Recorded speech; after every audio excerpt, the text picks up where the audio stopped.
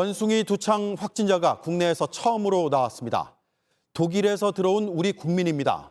입국하자마자 의심 증상을 신고해 곧바로 격리 병상에 옮겨졌습니다. 방역당국은 위기 경보를 관심에서 주의로 올렸습니다. 코로나처럼 중앙방역대책본부도 꾸리기로 했습니다. 먼저 유한울 기자입니다. 국내 첫 확진자 30대 A씨는 어제 오후 4시쯤 독일에서 귀국했습니다. 입국 당시 37도의 미열과 인후통, 수포가 올라오는 피부 병변 등의 증상이 있었습니다. A씨는 이에 따라 공항에서 질병청에 신고했고 곧바로 인천의료원으로 옮겨져 격리됐습니다.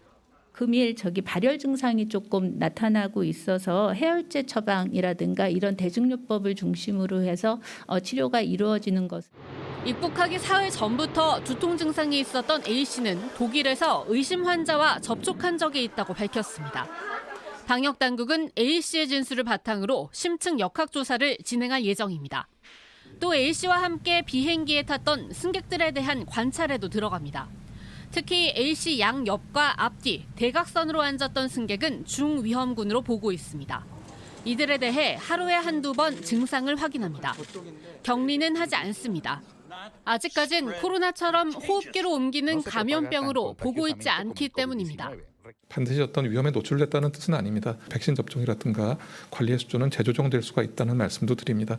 그 밖에 승객들은 잠복기 21일 동안 의심 증상이 있을 경우 질병청에 신고하면 됩니다. A씨와 같은 날 부산에서 의심 환자로 신고됐던 외국인 B씨는 2차례 검사 결과 수두로 밝혀졌습니다. 원숭이 두창이 아닌 게 확실해진 만큼 격리도 더 이상 하지 않아도 된다고 질병청은 설명했습니다. JTBC 유한울입니다. 네, 원숭이 두창은 이미 나라 밖에서 빠르게 유행하고 있었습니다. 우리나라 공항의 검역 절차가 너무 부실한 게 아니냐 이런 지적들이 나왔죠. 걱정은 현실이 됐습니다. 확진자는 자진 신고를 해서 격리됐습니다. 또 다른 의심 환자는 검역 절차를 거쳤지만 그대로 공항을 빠져나갔습니다. 유요한 기자입니다. 원숭이 두창 의심 증상을 보이던 2명의 환자는 모두 입국 과정에서 공항의 정상적인 검역 절차를 밟았습니다. 검역은 발열 체크를 한 뒤 건강 상태 질문서를 쓰는 2단계로 이뤄집니다. 이 과정에서 내국인 A씨는 자진 신고로 공항에서 격리됐지만 또 다른 외국인 B씨는 검역 절차를 거쳐 그대로 공항을 빠져나갔습니다. 그리고 다음 날 오전 부산의 한 병원을 찾아간 뒤 의심 환자로 분류돼 격리됐습니다. 입국할 때 공항에서 작성해야 하는 건강 상태 질문서입니다.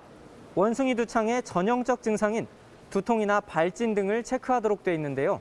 증상이 있더라도 없다고 표시를 하면 현재로선 알아낼 수 있는 방법이 없습니다. 실제 B씨는 인후통과 발진 등 이상 증상이 있는데도 증상이 없다고 신고했습니다. 입국자들도 검역 절차가 부실하다고 말합니다. 원숭이 두창을 100% 걸러낼 수는 없을 것 같아요. 검사라든가 이런 설문으로는 좀 어려울 것 같고요. 축전장 쓰는 거 보고 저는 깜짝 놀라게 저는 되게 복잡할 줄 알았거든요. 하지만 정부는 지금의 자진 신고 방식을 바꾸기 어렵다는 입장입니다. 무증상 단계에서 PCR 검사의 어떤 유용성이나 예측도 진단성에 대해서 명확하게 알려진 바가 없습니다. 다만 하반기부터는 원숭이 두창이 유행하는 국가에서 들어오는 사람에 대해 발열 검사 기준을 더 강화하겠다고 밝혔습니다. 또 건강 상태 질문서를 허위로 쓰면 1년 이하 징역이나 1,000만 원 이하의 벌금에 처해질 수 있다고 강조했습니다. JTBC 유요한입니다. 전파력이 낮다, 치명률은 높다. 여러 얘기들이 있습니다. 걸리면 나타난다는 증상도 새롭게 보고되고 있습니다. 어떻게 전염되고 신체에 어떤 변화를 일으키는지 박민규 기자가 전해드립니다. 원숭이 두창은 한 달 반 만에 유럽과 미주를 비롯한 52개 나라로 퍼졌습니다. 현재까지 확진자는 3,100명이 넘습니다. 예상보다 빠른 확산에 세계보건기구는 코로나19에 이은 국제적 공중보건 비상사태 선포를 검토하고 있습니다. I beseech governments to tackle monkeypox without repeating the mistakes of the pandemic. 다만 예상보다 치명률이 낮은 건 다행입니다. 애초 원숭이 두창의 치명률은 3에서 6%로 알려졌지만 현재 유행하는 건 비교적 증세가 가볍습니다. 치명률 1%대인 서아프리카형입니다. 아직 아프리카 지역 외에서는 숨진 사람이 없습니다. 대표적인 증상은 발열과 두통, 근육통 등으로 알려졌습니다. 그런데 최근 미국 질병통제예방센터 CDC는 발열보다 발진을 주의 깊게 봐야 한다고 발표했습니다. 생식기나 항문 주위 피부 병변이 여럿 보고되고 있다는 겁니다. 감염 경로가 아직 분명치 않다는 점은 문제입니다. 현재까지는 확진자의 체액이나 피부 상처 등에 밀접 접촉했을 때 전염되는 걸로 파악되고 있습니다. WHO is particularly concerned about the risks of this virus for vulnerable groups, including children and pregnant women. 침방울을 통한 공기 중 감염은 매우 드문 만큼 우리 방역 당국도 코로나 수준의 방역 조치는 검토하지 않고 있습니다. 치료제도 어느 정도 확보됐습니다. 정부는 해외에서 두창 치료제로 허가받은 항바이러스제 500명분을 다음 달 초까지 들여올 예정입니다. 미국 등에서 접종 중인 개량형 백신 도입도 서두르고 있습니다. JTBC 박민규입니다. 네, 너무나 생소해서 좀 더 짚어봐야겠습니다. 윤영탁 기자가 나와 있습니다. 가장 궁금한 것부터 물어보겠습니다. 추가 확진자 나올 것 같습니까?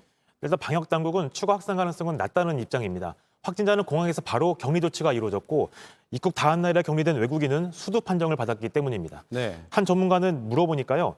원숭이 두창에 감염되려면 한 가족이 함께 일상생활을 할 정도의 이렇게 밀접한 접촉을 해야 되는데 방역 당국이 판단하기엔 이 정도 접촉한 사람은 국내엔 없다 이렇게 판단한 겁니다. 없다. 그런데 그렇다고 무작정 안심할 수도 없는 거 아닙니까? 맞습니다. 말씀하신 대로 방역 당국의 설명대로 코로나19처럼 전파력이 높지는 않기 때문에 네. 일상생활에선 과도한 불안감을 가질 필요는 없어 보입니다. 하지만 방역적인 측면에서는 긴장감을 늦출 수는 없어 보이는데요. 확진자와 접촉한 사람은 말씀드린 대로 없지만 잠복기가 3주나 되기 때문에 숨은 감염자를 찾는데 숨은 감염자까지 없다 이렇게 단정 지을 수는 또 없기 때문입니다. 네. 공항 검역에서 우려했던 문제가 나온 만큼 더 세밀한 조치가 필요하고요. 또 동네 병원에서도 이 의심 환자를 가려내서 방역 당국에 신고를 할 그럴 체계까지 마련돼야 합니다. 네.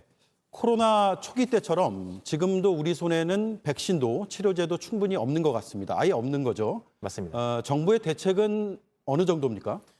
일단 애초에 대비는 선제적으로 하는 것처럼 보였습니다. 또 화면에 나오겠지만 지난달 말부터 원숭이 두창에 대한 위기 경보를 간심으로 올렸고요.